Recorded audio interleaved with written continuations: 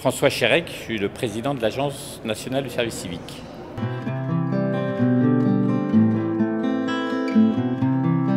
Je ne crois pas qu'il y ait un manque d'intérêt de la part des associations. Par contre, le service civique, il n'est pas réservé aux associations.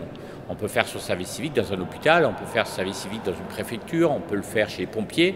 Maintenant que l'on sait que pour cette année, on a 70 000 postes, l'année prochaine 150 000, eh ben on va essayer de construire petit à petit des missions. C'est possible de le faire, mais le délai est quand même un peu court.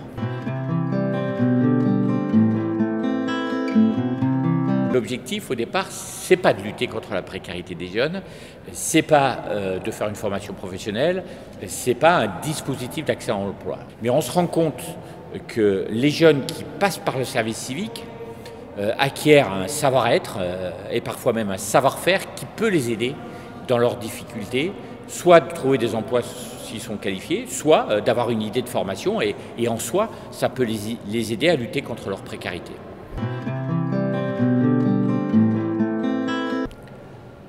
D'abord, le service civique, c'est uniquement le monde associatif et public. Ça ne peut pas être les entreprises. Parce qu'on ne peut pas demander à un jeune service civique de faire une action citoyenne, je ne sais pas, chez Renault, chez Peugeot ou dans une banque.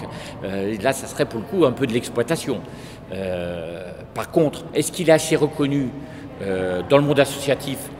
Le monde associatif a fait un gros effort d'accueil. Dans les fonctions publiques, il y a encore beaucoup de travail à faire. Je crois que peut-être il n'est pas assez connu et que peut-être on se méfie un peu du service civique. Ça va être des emplois qui vont prendre notre place. Donc peut-être il faut encore convaincre pour qu'ils soient mieux accueillis.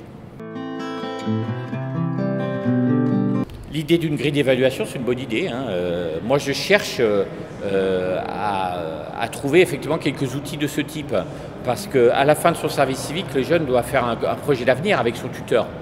Et peut-être ce type d'outil, grille d'évaluation, serait un support pour aider le tuteur pour construire ce projet d'avenir et puis après à aider le jeune dans une démarche de validation des acquis.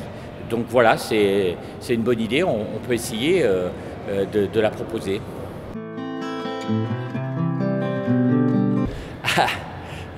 Tout le monde ne parle pas de service civique obligatoire.